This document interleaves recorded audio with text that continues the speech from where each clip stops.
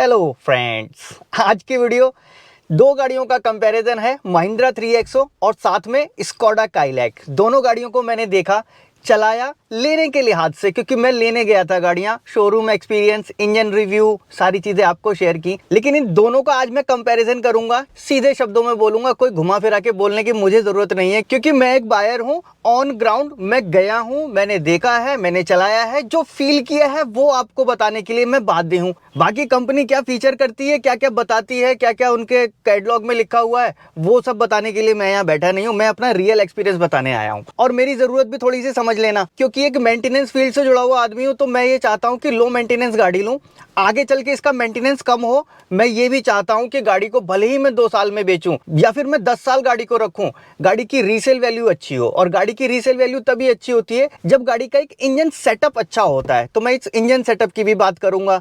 साथ में एक फैमिली मैन हूं, ट्रैवलर हूं, बहुत लंबी लंबी ट्रैवल्स करता हूं अपने बच्चों के साथ। यारों दोस्तों के साथ करना होता है तो वो सारी चीजें चल जाती हैं, बच्चों के साथ स्पेशली आपको कंफर्ट भी देखना पड़ता है। तो मैं कंफर्ट भी देख रहा हूं। जब मैं लंबे सफर पे निकल जाऊंगा, कई बार ऐसा होता है कि 1000 किलोमीटर 1200 किलोमीटर चले जा रहे हैं, रास्ते में कुछ रुकने का मौका ही नहीं मिला। क्या उस कंडीशन में बच्चे कंफर्ट रहेंगे, मैं लॉन्ग ड्राइव कर पाऊंगा? वो सारी चीजों को मैं कंसीडर करके गाड़ी को सेलेक्ट कर रहा हूं, और आपको आज मैं कंपैरिजन बता रहा हूं इन दो गाड़ियों का। तो प्लीज बिना स्किप किए देखना। कई बार मैं बहुत बड़ी बड़ी बातें छोटे वर्ड में बोल जाता हूं, ध्यान से सुनोगे तो समझ जाओगे। चलो स्टार्ट करते हैं वीडियो। सबसे पहले मेरा इंटरेस्ट फील्ड, मेरा इंजन बे, उसी की बात पहले करूंगा। Mahindra 3XO 1.2 litre turbocharge engine के साथ आती है।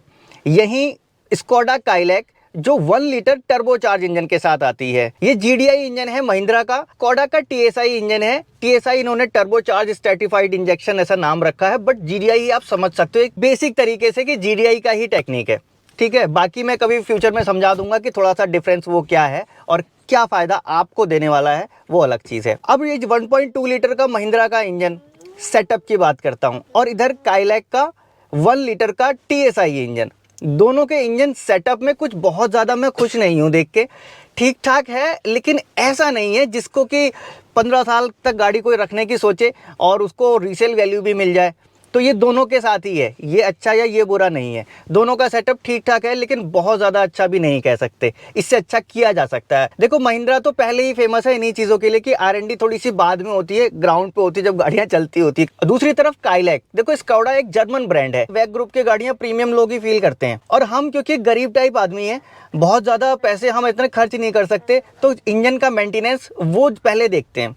देखो इंजन का सेटअप जर्मन गाड़ियों का मोस्टली थोड़ा सा एक क्रिटिकल बनाया हुआ रहता है। ये अपनी एक रेजर ब्लेड टेक्निक पे काम करते हैं, क्योंकि इनके पार्ट्स बाहर नहीं मिलते और इनकी टेक्नोलॉजी को ये जल्दी शेयर नहीं करना चाहते, तो ये चाहते हैं कि अपना थोड़ा सा वो बना के रखें। इस हिसाब से इंजन थोड़ा सा उलझा हुआ इसका भी है, लेकिन पहले वाले जो इनकी चीज़ें थी उससे थोड़ा सा आसान यहाँ पे बना रखा है इन लोगों ने। जैसे कि एक छोटी सी बात कर लूँ, स्कोडा काइलैक के इंजन में जो वॉल्व लगे होते हैं वो सोडियम फील्ड वॉल्व हैं, क्योंकि वो हीट को अच्छे से ट्रांसफर कर पाए, गाड़ी हीट होगी। यहाँ पे जो वॉल्व लगे हुए हैं वो नॉर्मल वॉल्व लगे हुए हैं, जैसे कि आम सभी गाड़ियों में आते हैं।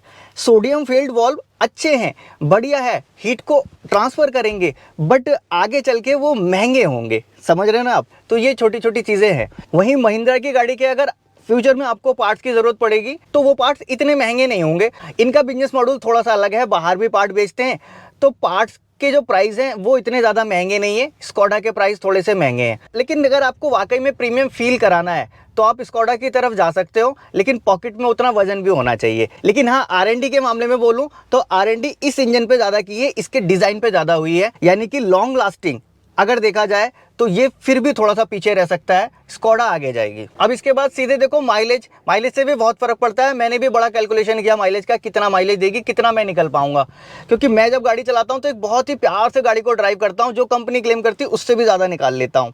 अब मेरा कंसर्न यहाँ भी था। अब जब मैं गाड़ी को चलाता हूँ, चलाने में एक फील आ जाता है कि यार जब आप चला रहे हो गाड़ी को और आप ट्रिप करके निकले, आपको पता है कितनी बार एक्सीलेटर दबाया है, कितनी बार पावर मांगी है, कितनी बार स्लो किया है। मैं बड़ा कीड़ा टाइप आदमी हूँ इन गाड़ियों के मामले में, तो मुझे वो फील आ जाता है। मैंने जो फील किया सीधे शब्दों में बता देता हूँ। 3XO का माइलेज स्कोडा काइलैक से कम रहेगा, क्योंकि इंजन ही देखो 1.2 लीटर का है, इधर 1 लीटर का है। लेकिन इसके अलावा भी बहुत सारी चीज़ें हो सकती थी, बट वो नहीं है, जिसकी वजह से आपको 3XO में माइलेज कम मिलेगा इसके कंपैरिजन में। माइलेज के बाद देखो ड्राइविंग का फील भी चाहिए होता है कि हम लोग ड्राइव करते हैं ना, तो हमारा ड्राइव एक तरह से एक नशा है। इवन दिमाग भी ड्राइव करने में ज़्यादा चलता है, या कभी स्ट्रेस में होते हैं तो एक लॉन्ग ड्राइव पे निकल जाते हैं, तो वो ड्राइविंग प्लेजर भी मिलना ज़रूरी है। ड्राइविंग प्लेजर महिंद्रा 3XO में ठीक ठाक मिल रहा है, लेकिन मैं, क्योंकि मेरे लिहाज से हम एक 40+ वाली एज में जा चुके हैं, तो हमें वो बहुत ज़्यादा भगाना और रेस लगाना, एक से आगे निकल जाना और तेरी वो वाला तो हमको ड्राइविंग चाहिए नहीं होती। हमें चाहिए सुकून से चलते जाएं, वो वाली ड्राइविंग, कंफर्ट हो, प्लेजर हो, बहुत ज़्यादा खरखराहट अंदर ना आए, अच्छे से फील दे, कहीं ज़्यादा कुछ परेशान ना करे। तो मैं वो वाली फीलिंग के हिसाब से आपको बता रहा हूँ। 3XO में मुझे वो चीज़ नहीं मिली, लेकिन हाँ, एक्सीलेटर दबाते ही गाड़ी फील दे देती है, लो आरपीएम पे भी जल्दी रिस्पॉन्स कर जाती है। जैसे ही आप एक्सीलेटर पेडल पे पैर रखते हो, भले आपने 10% ही क्यों ना रखा हो, इधर ECU उधर से पेट्रोल की डिलीवरी तुरंत ज़्यादा बढ़ा देता है, जिसकी वजह से आपको फील आता है, गाड़ी एकदम से निकलती है, लेकिन वो माइलेज को थोड़ा सा ड्रॉप करती है। इसके बाद हमारा ड्राइविंग प्लेजर हमें तब मिलता है जब सीट बहुत बढ़िया एडजस्ट हो, आप आराम से बैठे हो, कोई दिक्कत ना दे रही, कोई चीज़ चुभ ना रही हो, कुछ इरिटेट ना कर रहा हो। लेकिन इसका जो ड्राइविंग सीट थी, मुझे इतनी ज़्यादा पसंद नहीं आई महिंद्रा 3XO की। फोम अच्छा है, दबाओगे तो दबने से फील होता है, दब के कुछ कह सकते हो आपकी शायद, हाँ फोम कुशनिंग बहुत अच्छी, बट नहीं। फोम के कुशनिंग के अलावा फोम की क्वालिटी होती है कि कितनी डेंसिटी होनी चाहिए, क्या कर्व होना चाहिए, वो कर्व महिंद्रा 3XO में नहीं मिला मुझे। वो जो सीटिंग कंफर्ट था, मुझे स्कोडा काइलैक में मिला। ड्राइविंग सीट का स्पेशली बहुत ही बढ़िया था, बढ़िया से ड्राइविंग सीट एक ही बार में एडजस्ट हो जाती है, बीच बीच में आगे पीछे नहीं करना पड़ता। प्लस सिटी ड्राइव के लिए अगर मैं गाड़ी को सोचूं तो स्कोडा काइलैक में ज़्यादा अच्छे से ले जा पाऊंगा 3XO के कंपैरिजन में। सिटी में जब हम गाड़ी चलाते हैं, मैनुअल गियर बॉक्स में आपको गियर शिफ्टिंग बार बार करनी पड़ती है। इसके लिए आप क्लच दबाते हो, क्लच को जितनी बार दबाते हो ये वाला पैर परेशान होता है। अब इस पैर को ज़्यादा परेशानी तब लगती है जब क्लच ज़्यादा ही डीप चला जाए। जब क्लच ऐसा डीप जाता है तो वो आपका पैर फिसल के यहाँ आता है, फिर यहाँ आता है। एक कंडीशन ये होती है कि आपने ये डेड पेडल पे पैर रखा, क्लच को दबा लिया, ये रख लिया, ये दबा दिया, ये रख लिया।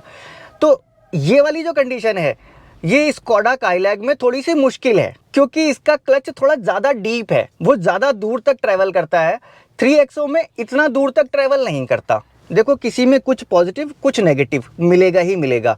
मैंने जो जो फील किया है ना, एक्यूरेट वो चीज़ें बता रहा हूँ, शायद ही कोई इस तरह से आपको बताएगा। अब ड्राइविंग सीट के कंफर्ट के अलावा मैं फैमिली का कंफर्ट पहले देखता हूँ, बच्चों का कंफर्ट देख। मैंने दोनों गाड़ियों की सीट को कंपेयर किया। बैठने के लिहाज से अगर मैं देखूँ कि अगर बैठ के कितना कंफर्ट मिलता है, तो स्कोडा काइलैक की सीट ज़्यादा कंफर्ट है। इसके फोम की जो क्वालिटी है वो ज़्यादा बेस्ट है, इसकी डेंसिटी प्रॉपर मेंटेन रहती है, कंफर्ट ज़्यादा मुझे फील हुई स्कोडा की सीटें। XUV में सीट उतनी कंफर्टेबल मुझे नहीं लगी। बाकी आप लोग भी अपना ओपिनियन देना, आपको कैसा लगा। और मैंने अपने करियर में सबसे ज़्यादा जो गाड़ियाँ रखी होंगी वो टाटा महिंद्रा की ही रखी होंगी। पहली गाड़ी मैंने मारुति की ली थी, ये ब्रेजा। अब इसके बाद फिर मैं महिंद्रा देखने के लिए गया था। इसके अलावा गाड़ी में जो फीचर्स होते हैं, जैसे कि एडजस्टेबल मिरर, AC के कंट्रोल्स, बाकी सारी जो फीचर्स वाली चीज़ें हैं, इन फीचर्स में मैंने जो मेजर चीज़ें नोटिस की हैं वो आपको थोड़े कम शब्दों में बता देता हूँ। फीचर्स की क्वालिटी होती है पार्ट्स के ऊपर। ये पार्ट्स कैसे हैं, देखो, फोल्डिंग मिरर ये स्कॉर्पियो में भी हैं, फोल्डिंग मिरर स्कोडा में भी होंगे, ठीक है। लेकिन इन फोल्डिंग मिरर में जो मोटर यूज़ की गई है, फोल्डिंग मिरर के जो मैकेनिज्म यूज़ किया गया है,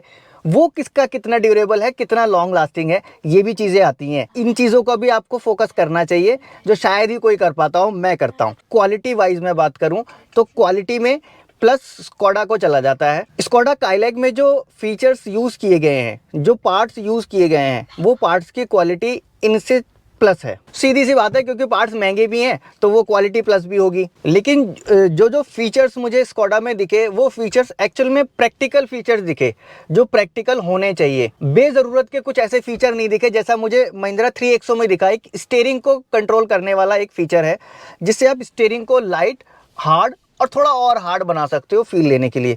मुझे उसकी ज़रूरत ऐसा लगता नहीं है कि वो होनी चाहिए थी। अननेसेसरी वो कॉस्ट को बढ़ाएगी आगे जाके। हमको चाहिए होता है सुकून की सांसें, कि भैया बार बार सर्विस सेंटर के चक्कर ना लगाने पड़े। तो इन मामले में स्कोडा आगे निकल जाती है। स्कोडा काइलैक में मुझे नहीं लगता कि बहुत ज़्यादा शोरूम के चक्कर लगाने पड़ेंगे। अब इसके बाद अगर सस्पेंशन की बात करूँ, सस्पेंशन जो मैंने फील किया गाड़ी में, मैंने काइलैक का भी सस्पेंशन फील किया और 3XO का भी फील किया। काइलैक का सस्पेंशन मुझे थोड़ा सा हार्ड लगा, मुझे वो फील आ रहा था कि गाड़ी जब गड्ढों से निकल रही थी तो वो फील आ रहा था, आवाज़ आ रही थी। बट गाड़ी स्टेबल ज़्यादा थी कंपैरिजन में 3XO के। यहाँ 3XO में गड्ढे तो फील नहीं होते, ना कुछ वाइब्रेशन सा फील होता है, लेकिन स्टेबिलिटी में मुझे ऐसा लगा कि काइलैक ज़्यादा स्टेबल थी। अब इन्हीं चीज़ों को अगर मैं किया की तरफ लेके जाऊंगा, उनमें से अगर सिरोस भी देखी थी उसको कंपेयर करने लग जाऊंगा, तो ये फिर सारी चीज़ें बदल जाएंगी। मैंने बहुत सारी गाड़ियां इस सेगमेंट की देख डाली, कुछ की आपने वीडियोस देखी होंगी, कुछ को नहीं देखी होंगी। कई सारी वीडियोस मैंने डाली नहीं, मैंने गाड़ियों की टेस्ट ड्राइव ली, बहुत अच्छे से ली। कभी भी कोई गाड़ी लेना ना, बेस पे जाके देखना, इंटरनेट की रिसर्च, AI बेस्ड रिसर्च, इसके ऊपर मत मार खा जाना। आप अपने आप से जाके तब अपनी मेहनत की गाड़ी कमाई कहीं भी डालना। मुझे लगता है कि सारी चीज़ें मैंने आज की वीडियो में कवर कर ली होंगी। जितना मैंने फील किया, मैंने कोई भी आंकड़े आपके सामने पेश नहीं किए कि भाई कंपनी ये पावर क्लेम करती है, वो ये क्लेम करती है, कंपनी ने ये बेहतर दिया, वो बेहतर दिया। मुझे नहीं पता, मैं एक पैसे खर्च करने गया था, मुझे क्या फील आया वो मैंने आपके सामने रख दिया। आपको कैसा लगा कमेंट बॉक्स में आपका बताना बहुत ज़रूरी है, बताएंगे तभी मैं आगे कुछ कर पाऊंगा। फिलहाल आज की इस वीडियो को यहीं एंड करते हैं। वीडियो अगर अच्छी लगी तो प्लीज़ लाइक ज़रूर कर देना। मन में कोई सवाल हो या फिर कोई सुझाव भी देना चाहते हो, ज़रूर कमेंट बॉक्स में मेंशन करके जाएं। और अगर इंस्टाग्राम पे फॉलो नहीं किया तो जाके फॉलो कर लेना। मिलूंगा नेक्स्ट वीडियो में ऐसे किसी इंटरेस्टिंग टॉपिक के साथ। Thanks for watching.